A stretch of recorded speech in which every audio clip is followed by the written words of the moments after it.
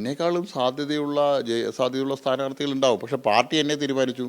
ഞാൻ പാർട്ടി തീരുമാനം അംഗീകരിച്ചിട്ട് ഇത് എൻ്റെ കുടുംബകാര്യമല്ലല്ലോ. പാർട്ടി എന്നെ മത്സരിക്കാൻ തീരുമാനിച്ചു. ഞാൻ മത്സരിച്ചു. നാളെ പാർട്ടി എന്നോട് പറയുകയാണ് നിങ്ങൾ മത്സരിക്കേണ്ട, നിങ്ങൾ പാർട്ടി ബൂത്തിൽ പ്രസിഡൻ്റ് ആയാൽ മതി എന്ന് പറഞ്ഞാൽ ഞാൻ ഈ ബൂത്തിൽ പ്രവർത്തിക്കും. ഞാൻ അച്ചടക്കമുള്ള ഒരു പാർട്ടി പ്രവർത്തകനാണ്. ഞാൻ പാർട്ടി പറഞ്ഞ കാര്യങ്ങൾ ഇതുവരെ ചെയ്തിട്ടുള്ളൂ. പാർട്ടി എന്ത് നിശ്ചയിക്കുന്നു ആ ചുമതല നിർവഹിക്കും. ഇനി മറ്റന്നാളൊരു തെരഞ്ഞെടുപ്പ് വരും, പാർട്ടി എന്നോട് വീണ്ടും ആവശ്യപ്പെടുന്നു നിങ്ങൾ മത്സരിക്കണം, നിങ്ങളാണ് അനുയോജ്യനായിട്ടുള്ള ആളെ പറഞ്ഞാൽ ഞാൻ മത്സരിക്കും. അല്ലാതെ ഞാൻ ഒരു സീറ്റിന് വേണ്ടിയിട്ടോ ഒരു സ്ഥാനത്തിന് വേണ്ടിയിട്ടോ നടക്കുന്ന ആളല്ല.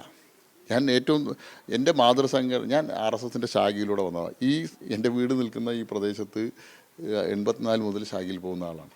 അപ്പോൾ ഞാൻ ഇവിടെ ഈ സംഘശാഖയിൽ വരുന്ന സമയത്ത് ഇവിടുത്തെ ഒരു മുനിസിപ്പൽ കൗൺസിലർ ആവാമെന്ന് പ്രതീക്ഷിച്ച് വന്ന ആളല്ല.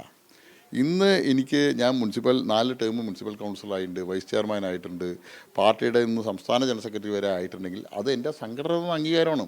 ആ സംഘടന പറയുകയാണ് നിങ്ങൾ രാഷ്ട്രീയ രംഗത്തിനെ മാറി നിൽക്കണമെന്ന് എൻ്റെ മാതൃസംഘടന പറഞ്ഞാൽ 100% സന്തോഷത്തോടു കൂടിയിട്ട് നിൽക്കും. എന്നാലും ഈ ആശയത്തെ ഒരു കസേരയുടെ പേരിൽ അല്ലെങ്കിൽ ഏതെങ്കിലും നോട്ടുകെട്ടിൻ്റെ പേരിൽ വിറ്റിട്ട് ഞാൻ വേറൊരു പ്രസ്ഥാനത്തിലേക്ക് പോവില്ല.